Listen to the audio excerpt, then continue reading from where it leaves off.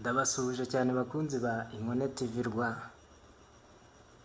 nizere ko mwese mumeze neza.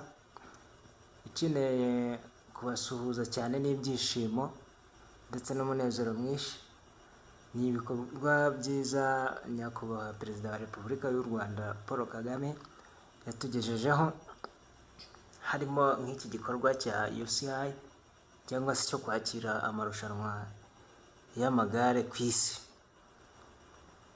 Murabona ko uyu Perezida wa Repubulika nyakubahwa atugezaho ibintu byinshi bitangaje. Kuba yaratuzaniye iri siganwa muri Afurika, nta handi hantu ryigeze ribera, rikabera mu Rwanda, ni ikigaragara ko ari intwari ikomeye ku ruhando rw'isi. Uyu Perezida wa Repubulika ndamushimiye cyane byimazeyo mbikuye ku mutima, kuko iyo tumufite tuba dufite byose.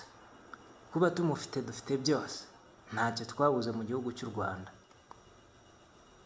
Dufite amahoro, buri munyarwanda wese atuye atuje, afite amahoro asendereye ku bwe. Murabona ko rero iri siganwa ryari rimaze iminsi ribera hano mu Rwanda risojwe. Hari abantu benshi batabashije kurisoza, hari n'abandi barishoje, kandi ryatumiwemo ibyamamare bikina mu makipe atandukanye ndetse biturutse mu bihugu bitandukanye. Rwose uyu muco mwiza tubonye waranze abanyarwanda hirya no hino ku mihanda, nta kavuyo, mu baturage bameze neza, bafanye neza iri gare.